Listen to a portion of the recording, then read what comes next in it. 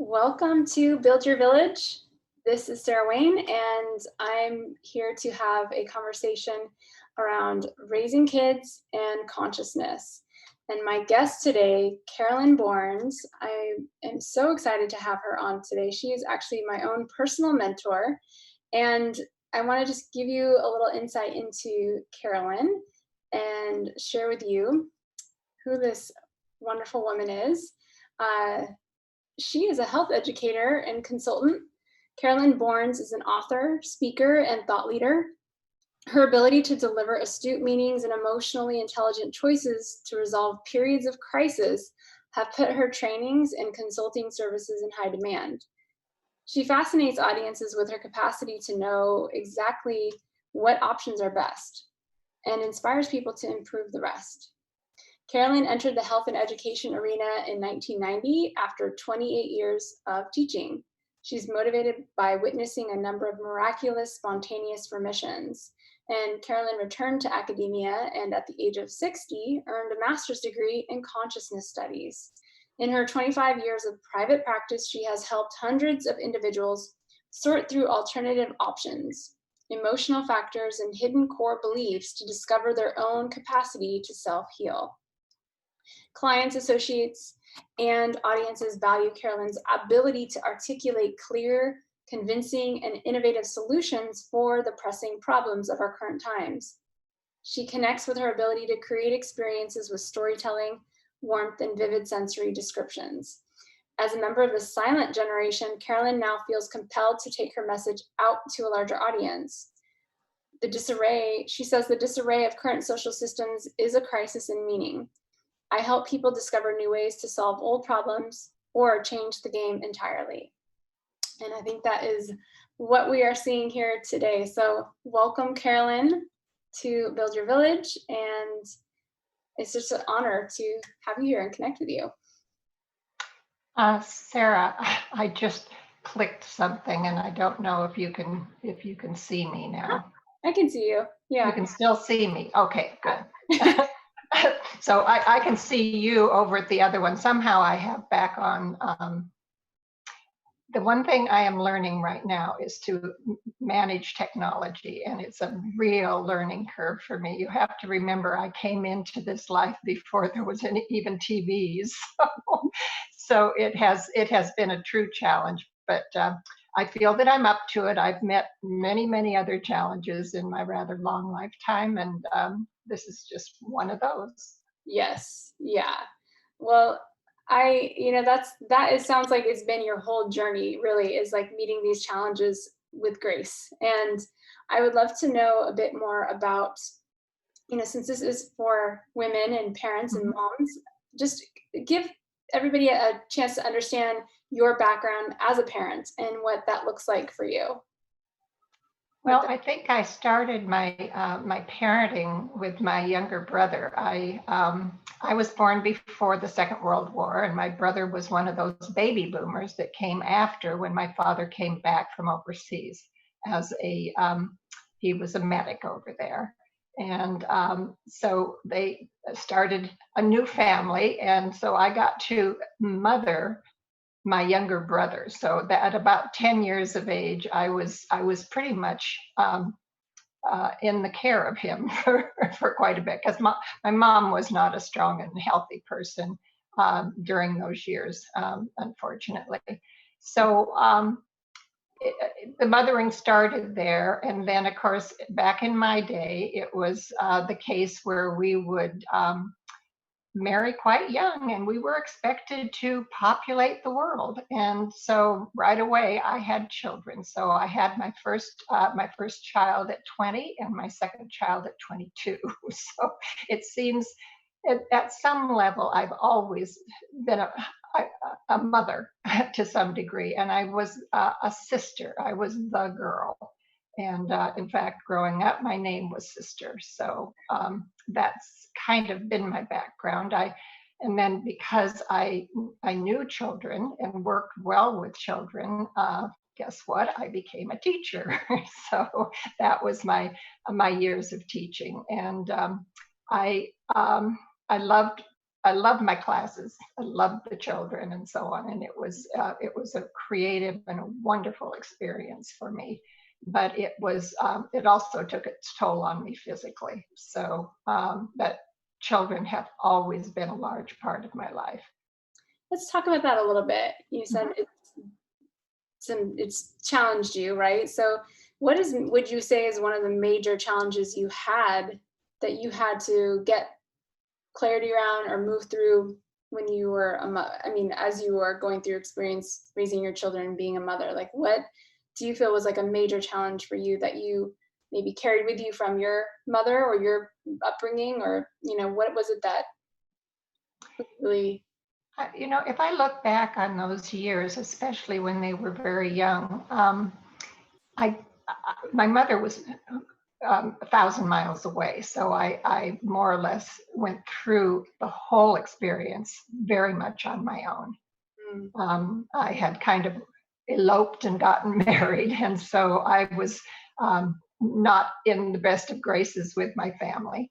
And I felt that I could draw from my experience of mothering other children, but as far as being a mom, that was a whole new experience for me and one that I had to pretty much struggle through on my own.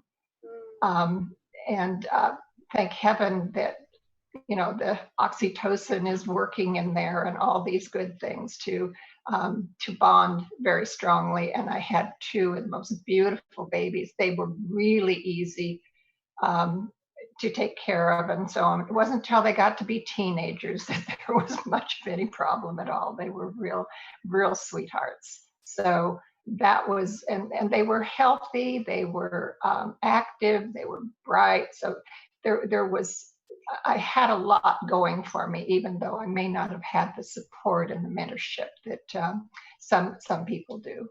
So I would say uh, that was my main challenge, was who do I go to if I have questions about it or I run into a problem. Yeah, I think that is an area that people really struggle with a lot. I know myself also is raising a child in such a uh, limited capacity with Mhm. friends and family around, like really not Mhm. having that network. And until having my own kid, realizing like just how against nature that feels, right? Right, right. We think as a mother we should be able to provide all the things for our kid, but it's really about bringing in. So what would you have brought? I mean, what it was it that you needed? Obviously having relief, having someone to support you in that, but how did you cope with that, and like what did you do to make that work? Did you rely on neighbors? Did you like did you Uh, to, to some degree, yes. I had some rather motherly neighbors, but and then my husband had an aunt who was kind of in and out of the picture. She was not someone who was particularly reliable, so that that wasn't any much help at all. The other thing, though, for me was that we were doing it on a shoestring. So my other challenge was to just um, keep food on the table. I remembered that I took a job as a telephone operator. That was back in the days when you placed a long distance call through an operator. And so that was one of my part-time jobs. So my husband would run home and be with the babes, and I would be off working the swing shift at Pac Bell. So there were quite a number of challenges actually, and but I I was young, I was foolish, and I had stars in my eyes about I was invincible. I think all young people think that until they kind of run up against the challenges that they do. And if I look back, Sarah, I don't know how I got through those years. I think maybe it was the strength in having to take care of my own younger brother, some of these kinds of things. So the things we can say might have been difficult actually become always our strength. hmm yeah, and that incredible caretaking role that you have. I mean, I think it's reflected in how you care for the people you've worked with over the years, just from what I've felt and seen working with you also. And what was it that I mean, you became a teacher, right? So you had many years of doing that, and then you transition into the healing world, into doing more. Uh, Mhm. can you tell us a little bit what that looked like? Like what was going on, why you transitioned into that place? Well, I can not only tell you, I can refer you to a book I have published, and it's a memoir. It tells or chronologues 3 years of my life that were very, very transformational. Please share. And, What and is it the was a period. It was a period of time where I uh, lost my health mhm. and had to find my way back. I was told it was chronic, it was irreversible, and that I would have to learn to live with the constant pain I was in. And so that didn't seem to go along with with my agenda, certainly. And so I went out. I found my own answers and enough to be able to start helping others. I think what you're saying is that's so important to realize. Like you weren't satisfied with the answers you were getting, so you went and found your own. And I can relate to that as well. Can you share the name of your memoir? Is it something we can find, or is it no longer? Certainly, yes. It's on Amazon, and um, it's in paperback, and also, of course, you can download it. So it's Messages from My Heart. Great. We'll include a link to that as well. That Okay, yeah. and and there's also well, I can. My Heart Messages is my website. That's www.myheartmessages.com. It's currently under repair. I'm kind of changing things. Uh, I'm going from the health aspect of my career. I am now going into more of the consciousness and just inspiring, I hope, young people to dream a new, I would call it creation story. Mhm.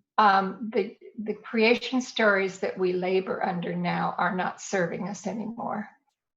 The one that says that there are only limited resources and that we have to struggle to survive. That was what Darwin left us with. And the other one, of course, is the one that my God is better than your God. Mhm. And that has led nothing to us, nothing but war after war after war. And so these are our creation stories. And it doesn't mean that it is true or right. I mean, at one time, we definitely thought the world was flat, and we definitely thought that our world was the center of the universe. and, and neither one of these really panned out either. So my I think that young people save the world, not elected leaders, and certainly not from the top down. It's got to come from the grassroots. Mhm. So I know that people look out now, especially the young, and it looks very, very scary out there. Things are shifting and changing and moving. And because I've been through so many shifts, changes, and moves in my life, I think I can help the younger people to have the hope and the courage and the strength to move forward and to get their creative juices moving and to dream a brighter future, not just for themselves, but for future generations. And what does that look like? That process of changing the creation story. How would you, if someone said, "Okay, I'm ready to change this creation story," Mhm. how would you take them through that process for their own life? Well, the first thing I would want to do is maybe you could look at what what do you want, what's not right about the life you're living now, or what adults are telling you, or what don't you want? Mhm. And the next step would be, all right, now what do in other words, it's I don't have the answers. I don't think any one person has the answers, but I think collectively we can come to I have no idea. But the young people do, because they're in a position now in the cycles of history to build to one big idea. You know, the baby boomers, they had all kinds of ideas, but nobody could agree, and they still can't agree upon what that idea is. But they were in a different place in history. They were supposed to do a bunch of unrest. Everything was supposed to go one way and another. And now we're in a different place in evolution, let's just put it that way. Mm-hmm. And so I don't have the answers. I don't think any one person has the answers, but I think collectively we can dream a new, better future. Yeah, as you're talking, I sense that the first step with learning about what you don't want, right? Like that's very easy for people to be aware at first. But what do I don't want? What do I say that's not what I Right. And then what are you longing for? Where is your desire, your longing? Do you want? want to get back to nature? Do you want to get back to things that are simpler? You know, what is it exactly do you want? Do you want to be run by technology, or you want to use it as a good tool? Hmm. Yeah. Yeah, getting clear. I think Yeah. putting that value, that vision out very, very articulately, like you're saying, like Mhm. just give it words, give it some substance. Yes. And there's this word I keep hearing, which is coherence, like heart coherence with it Mhm. puts you into that alignment with yourself, with your nature, with who you really are, versus it's creating a discord in you, which creates dis-ease. And I know a lot of your foundation is in the health and healing. And Yes.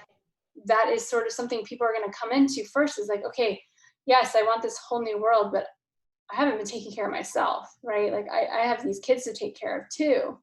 So what are some tools that you would suggest that people begin with to really bring into more of that consciousness of themselves to nurture that? I know you Mm. have tools that you've actually trained me in, specifically with iris analysis and herbology. Right. Right. Are there Well, other things to, what do you want, would you say someone to use as coming back into their nature, who they are?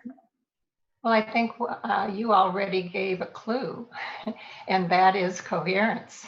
Hmm. That is the idea that so much of modern day society now is ruled by the head, and the heart has been forgotten. Hmm. And so, what is our number one killer in this country? Heart disease. And it's because your heart has to attack you for you to finally pay attention to it. That's very symbolic, isn't it? Yeah. So it's that idea. There is a very, very simple little 3-minute tool to put head and heart back into coherence, so you can actually hear the wisdom of the heart and not have it be overruled all the time by the head. Hmm. To just do that and then teach that to your children, just that 3-minute timeout. And it's done through gratitude, through finding something you appreciate or you're grateful for or you just love. Hmm. And we know how that can put us in our heart and how it lifts our feeling. Can you share that process in its entirety for us right now? I can, but I think it's better. The best place to go for that information is called the Institute of Heart Math. Hmm. And Heart Math is written as one word, Hmm. capital HEART, capital MATH. Hmm. And they're located in Boulder Creek, I think it is, California. Yeah. And they actually have methods to teach it to you, and that you can measure your coherence levels and just all kinds of things. You can Google it certainly, and go on YouTube. And there's a lot of people that demonstrate uh, this particular, so it's called a heart-brain meditation. Okay. Yeah. Okay. Wonderful. Thank you. Yeah, but there's a whole group set up to do this, and it's probably one of the finest tools I have ever used because it fits our modern lifestyle, which is I don't have time to meditate or to do anything. And it's so interesting because the thing is, time doesn't exist beyond this space No, time, right? no, So if you do something in 3 minutes, it still can be just as powerful. There is, right? I get longevity is helpful, but that excuse has to go out the window. That, yeah, right, yeah. exactly. Start with 3 minutes. And that's so key. What you're saying too is like to just start with that heart brain connection, bringing in that Mm-hmm. space of gratitude, because then you're in a more open space to knowing like what's possible or what to take action on or what is more in alignment for you versus feeling constricted, right? Or upset or feeling in all of your problems or your challenges. It's Right. because when you come in, then you will have the answers more clearly to the problems or the challenges. Is that how you see it? Well, the other thing I say is do it as prevention, not as cure. Mhm. You start your day with it, or you find a moment. It can be part of your toothbrushing regimen. Just one more little thing that becomes a habit for you. Right. And now you have a tool that can last a lifetime.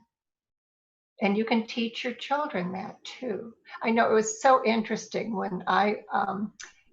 uh, when I was a teacher, I wanted to teach the children meditation because I could see that they would get stressed and they'd get upset when they were out in the playground and somebody would say something to them. They'd come in and I would put your head on your desk in the desk for a minute or have them do a cross crawl thing or whatever. But I thought, this would be really nice time to do the 3 deep breaths and go into meditation. And but I at that time meditation was kind of there were cults and all kinds of scary things going on during the 70s and 80s. So I didn't dare go into it. And then they had a program where a police officer that was trained by the county would come into the classroom and they would work with the kids on how to resist drugs. And and I could either take a little break during that half hour, or I could stay and get work done in the classroom, which I was doing that day. And here is this police officer up there in his uniform teaching them. Now, he didn't call it meditation, he called it a relaxation technique. And I was just so taken by that. I thought, he started with the breath. It was meditation, essentially speaking, and he was teaching my children to do that. And I thought, this is amazing. And why hadn't I thought of just reframing the name of it and still getting the same effect? Yeah, it's interesting how we get hung up on words and names of things, Yes. realizing it's about the effect. It's about how does it make you feel? Mm-hmm. Do you Mm-hmm. resonate with it or do you not resonate with it? Right. Yeah, yeah. But you have such a wealth of tools and resources as well for moms, and I want to get into that a little bit because I think for some moms they may know about ways to work with their kids because, and some this might be really new, but there are a lot of kids being born with different challenges. I think even more than Mm-hmm. we've seen in just 10, 20 years ago. Mm-hmm. That addressing the nuances of children today through methods like iris analysis. Can you tell us a little bit how that technique, like using the iris, which is a reflexology point in the body, to understand your child more on a deeper level and what their needs are?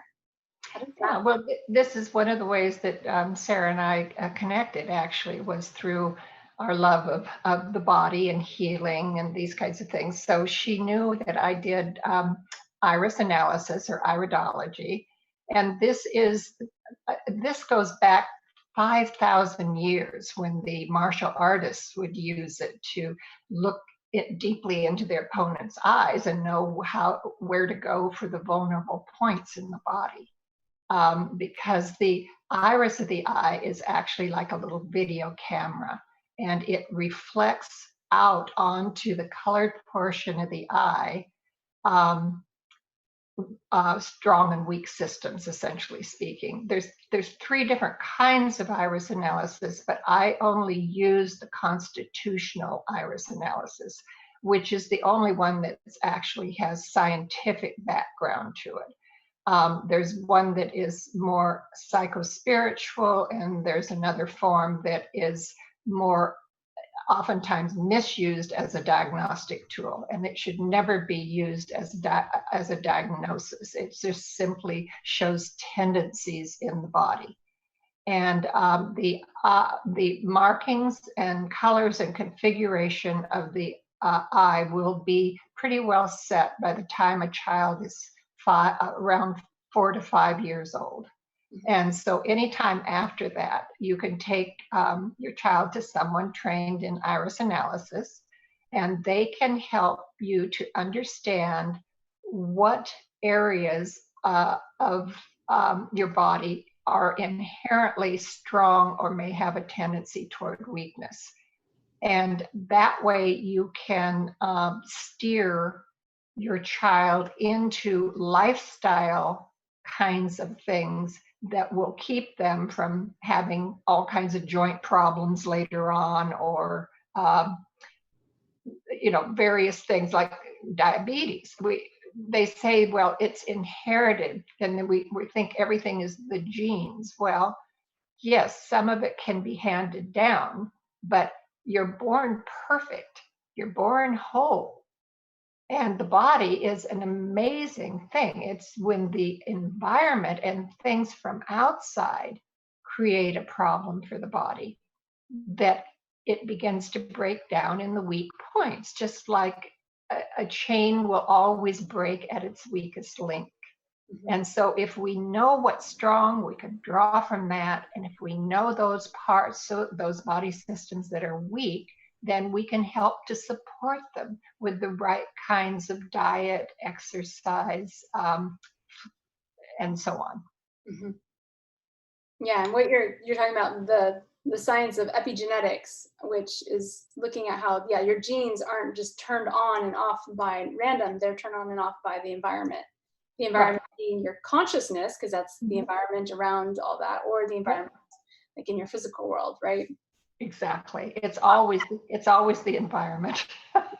and the biggest factor from the environment is stress and our response to it. That's why I feel meditation is so important. Yeah. Or some it doesn't have to be sitting in the corner in a lotus position. I say quiet time out in nature is one of the best meditations you can do, because nature is balanced. Nature has harmony to it. Yeah. And it's also a great, great teacher. Absolutely. Yeah. Are there any favorite types of resources or things that you feel that you are excited about right now? Like, or just you're getting in, you said, to the science of consciousness, the study of consciousness. Mm-hmm.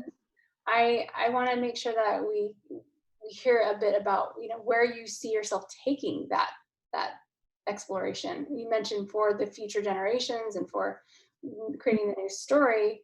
How are you doing that for yourself? Like, what does that look like for you? Do you have practices, or do you have a what it looks like for me is what I'm doing right now, because this is a real stretch for me. I'm learning technology so that I can access our young people. Mm-hmm. It's really hard to break into. I'm targeting millennials and teens, mm-hmm. because I feel that they're the ones that have inherited the biggest mess. The Gen Xers have everything pretty well handled. They're the pragmatists of the whole thing. They were kind of the lost generation. Kids had gone out of vogue, and now they weren't even supposed to be around. So they had to kind of struggle to survive. But they have it pretty well figured out, and they're they're set, but it's the millennials and our teens right now that see a world in complete disarray. And so, but these are the kids that are in cycles of history. This is the group that is, it's equivalent to my father's generation, which was the great generation, the GI generation. This was the generation that pulled us out of World War and Depression. And we can see that cycle is repeating again. We've got wars all over the world, maybe not a world war. I think instead we have a pandemic. But these are things to pull us together if we can get there.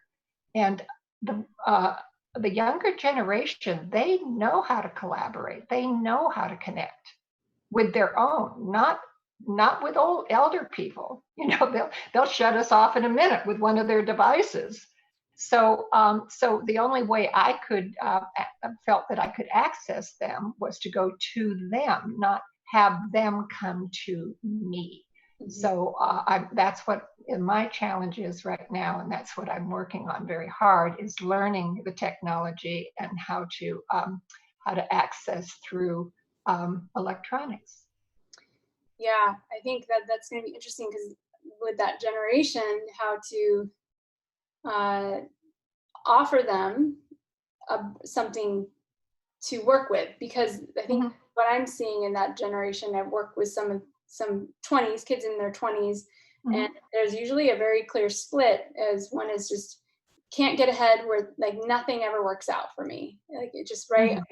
I did all the things people told me to, that didn't work out. You know, I went to school, whatever, now I can't get a job. Or, right. You know, they do what people tell them, and they're like, well, so why should I listen to what anyone's telling me? There's sort of this distrust, I feel. But you see, I don't want them to listen to me. I want them to tell me. Mm-hmm. In other words, I don't have the answers, but they do, but they don't know that they do yet. I want to give these kids hope. I want to empower them. And where do they begin to really step into that? I mean, I think some of them are there. We see some who are, mm-hmm. they've got that switch flipped, and they're the ones that will come up and start their own groups and their own ideas. And so, no, it will build, it will grow organically on its own. Mm-hmm. But I think that I just want to be one part of stirring the pot. And what message would you share with them in that regards? What would you say to them now, if they were all listening? Very much what I've just said previously. They are the hope of the world, and they have the answers, but they're inside of them. They're not out there somewhere, and they're not necessarily on their devices and their machines. They are inside. We have to go inside to fix the outside. Yeah. So it sounds like getting clear about how to tune into yourself again, be coherent with yourself. Yeah. What is your vision? If you know what you don't want, well, what do you want? Right. And then move forward with that and find ways to move forward with that. And I think that's where, listening to what resonates with you. Who do you align with? Who can support you in that vision? Right. And do you make technology your authority, or can you make yourself the authority? That's a good one. Yeah, absolutely. Don't give your power away. And I think there's a very interesting balance point with that happening right now, because we're at a time where most everybody now has been staying home and using their technology just constantly for their work and what they're doing, not realizing how that does affect your physical nature, your own body's nature. So, well, and I want to warn the moms and the dads about putting technology in the hands of kids too soon. I see these kids in strollers, for gosh sakes, with a device in their hand. I don't know that that we really realize what the unseen can do to a little developing nervous system. And I'm very concerned about that. These kinds of things. Just because we can't see it doesn't mean it doesn't have an effect. Our bodies figure everything out by molecules, by cellular signals and chemistry, but it can't, it's not the gross stuff. So when you have, and essentially as bodies, we are just vibration. Quantum physics has been telling us this for 100 years now. We are not these solid physical bodies that we appear to be. We are simply energy vibration. Can you explain a bit more about how you see these devices affecting kids with undeveloped brains and not Well, a filter for what they're using and experiencing? I don't doubt that at some point in our evolution, we will adapt to 5G or whatever else they're going to throw at us. Mm-hmm. But what if we are the technology? What if we have the same abilities that our technological devices are showing us? Mm-hmm. What if I can telecommunicate? Oftentimes, when the phone rings, I know who it is on the other end of the line, not because I've looked at the caller ID, but because I am connected to that person Mm-hmm. in some way. And there are studies, actually, there are declassified studies. Absolutely. If we could begin, if the young people could begin to see the studies that are out there on psychic abilities, what they call psychic, Mm-hmm. but that's just because we don't understand it yet. And we haven't developed it. It lays latent inside of our magical, amazing bodies. And I honestly feel that some of these kids who are coming in very open psychically and they are very attuned to things, this is where parents are struggling because it doesn't line up with the reality they've experienced. So they have to adapt with these new ways of, like, I think using things like iris analysis to understand your kid more in depth, or being more open to natural ways of healing, or Right. making sure their food is really clean and appropriate for them. Right. And that we actually have pure water to Mm-hmm. drink to clean the body out. You can put good stuff in, but you got to get the used up stuff out. That's Water is absolutely one of the Yeah. most foundational things I think anyone needs to do for themselves or their family, is making sure they're drinking clean water. Uh-huh. Not flavored, not altered much in any way other than just the way as natural as we can get it. And that's sometimes a challenge, but we have amazing delivery systems now. Mm-hmm. Yeah. Was there anything that's your final thought or message that you have for moms, for their children, for whoever's just in your heart right now that you would like to share? Well, I think you asked about resources. One resource I'd like to give, particularly new moms or women about to be giving birth, or that type of thing, would be the Weston A. Price Foundation. Mm-hmm. And it's a .org, westonaprice.org. And this is a group that was started by it's a foundation, but it was developed because of the work of a dentist that traveled the world back before the Second World War, actually. So he was doing this back in the 20s and 30s. And he asked a question, what is the best diet? What are the best foods to eat? And so on. So he went and he studied indigenous cultures, and that was at a time when there were still such things around. In other words, cultures that had not yet been contaminated by civilization. And he discovered some very interesting things about diet. And unfortunately, now this information has been documented. It's been around for 80 years, 90 years now, and completely ignored by most health professionals. But this wonderful website was created with all of the findings and research and so on, but it was specifically designed because he was concerned about children's dental health, particularly.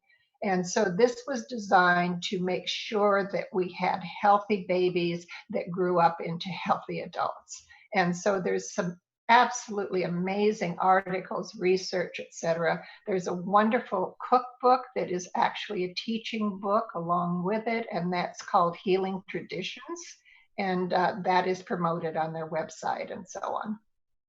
Yeah, I'm familiar with the Weston A. Price. In nutrition school, we had to learn Yes. about that. And yeah, I think there's some wisdom there. Yeah, it's a wonderful resource too, just to go to. It's not one you go cover to cover, but you just use it as a resource if you have questions about nutrition, particularly for your child. Mm-hmm. Yeah. Well, thank you, Carolyn. I really appreciate this. This conversation was definitely rich and full of insights for people. I hope that they take away from this experience. And to find out more, you'll share your website when it's up. We'll have a link to that. So when people, or is there another way they can contact you that you prefer if someone does have some questions for you or want to reach out? If they have questions or they want to contact me, I'm going to have to do it by email. It's my C Bourns. That's the initial C, and then BOURNS at astound ASTOUND.net. We'll include that there so people can find the link. Because I'd love to connect with any of you that might be interested in any of the kinds of things I spoke to. And that's what I want to encourage people. If anyone just feels this draw to reach out to Carolyn, or just there's something about it that you want to explore, she's incredible at just holding space, and the things that come through just by being in your presence, I think is it's almost hard to describe sometimes. It's like you hold the space so profoundly and almost in this silence. Like it's not even so much what you are saying, it's more of just how you're being. And I really appreciate that. So thank you so much. Thank you, dear. Thank you for this time.